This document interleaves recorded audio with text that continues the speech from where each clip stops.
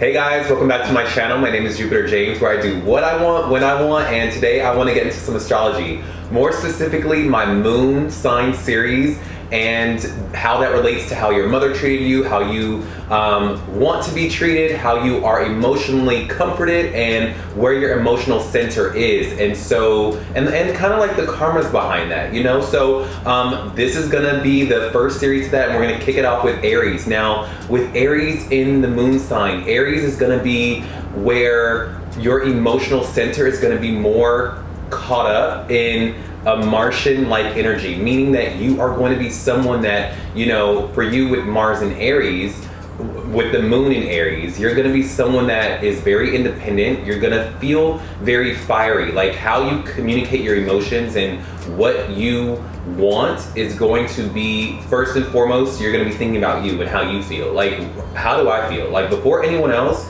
like, I know you say how you feel, I know how you say how you feel, but first and foremost, before I walk out of the door, I need to know that I feel good or not, if that makes sense. I would also say that, like, for you being a moon in Aries that's ruled by Mars in your emotional center, is that for you, I'd imagine that for you, working out makes you feel really good, or being active makes you feel really good. I know that if you sit around for too long, or if you just like sit and wait for things to happen, you start to feel like emotionally off kilter. Like you feel like, you know, something's off or something's changed. Like when you start to get active and you do things and you take things on your own accord, you just feel a lot better. And like that is how a moon in Aries is going to be portrayed. You know, I've never encountered a moon in Aries, now that I think about it. Is there such thing as a moon in Aries? I need to look that up. If you're a moon in Aries, could you write down in my comment box right now? Because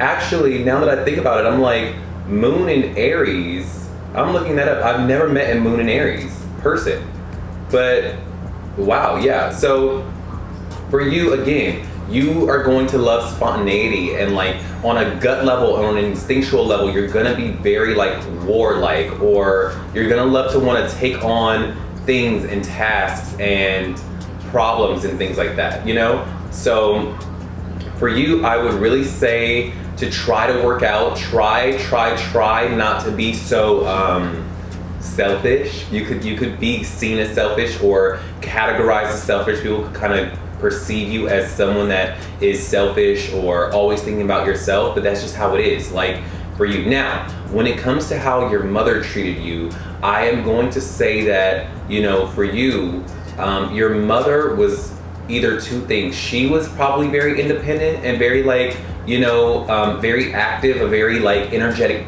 woman or energetic person or leader, or your mother instilled in you to be those things, as far as like, you know, we're not a lazy bunch, we're not lazy in this household, you're not a lazy person, this is what we do, this is what we, you know, like she probably went toe-to-toe with you and you went toe-to-toe with her, and she kind of wanted it like that. She wanted you to be your own person and an independent individual, and there were probably power struggles with that growing up, but ultimately it's because, you know, she just wanted you to be very independent and confident, like, and that's how you receive your emotional comfort. It's like when people allow you to be you and just like not be a weakling. Like, I'm sure you get annoyed when people try to help a little bit too much. Like when people try to do things for you a little too much, you're like, could you stop? Because I can do this. Like, I can do this. I am my own person. Like, I got this. I have the capabilities. I have the strength. I can do this. Like, and it is in you showing yourself and showing the world that you can do these things, that you feel good, you feel happy. Now, on the days that you probably feel sick and helpless are probably your worst days, because you're like, you know what, like, I can't do anything. Like, I can't do anything, and I can't show off like that I'm capable, and like relying on others is probably very hard for you. Like, again, you're gonna need people and friends who allow you to be the independent, confident, adventurous person that you know yourself to be. Like, on a deep core level, you are an independent. You are just strong, and you are courageous, and you're brave, and like, you are a leader, you know? Like, people that allow you to be a leader, that is how it is. Now, yeah, and so going back to the mom thing, like, your mom was probably that first archetype for you, as far as like, wow, my mom is a leader. Like, wow, my mom is like putting those things into me to be a leader and to like really rely on myself. Or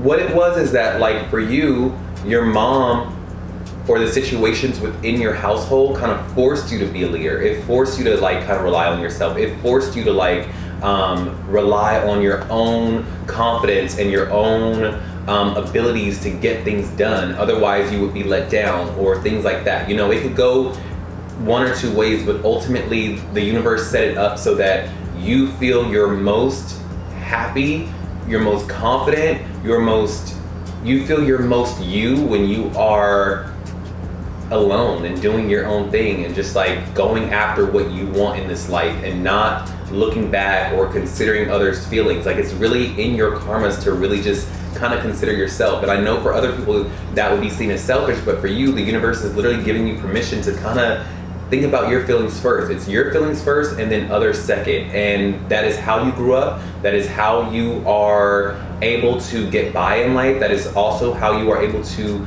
express yourself the best, is when you are coming from that standpoint of, I am taking care of myself, I got this, I'm good, I'm brave, I'm strong, you know? So yeah, I feel like that is something that, and you love a challenge. That's another thing. You love a challenge. Oh my God, you with a challenge. Oh, you're like, bring it on, bring it on. You could. I feel like games are good for you. Sports would be a very good outlet for you. Like, if you went into sports, I promise you would probably be the most emotionally healthy Aries moon you could possibly be if you know, went into sports. I would really say go into sports, because that really will get that Martian energy going, as far as like making you feel good in your emotional planning, you know? So yeah, that was my Aries moon video. I do readings, birth chart readings, love readings, career readings, destiny readings, karmic readings, general readings. I do it all, okay? Just hit my links below or email me with what you need and I would get back to you as soon as possible. I'm sure the stars have a message and a solution for you, and I would love to relay that message for you, my Aries moons. Continue to be brave, continue to be strong, continue to light a trail ahead and go after it, my Aries moons. You are meant for so much greater than you know. Y'all have a good one, okay? Bye.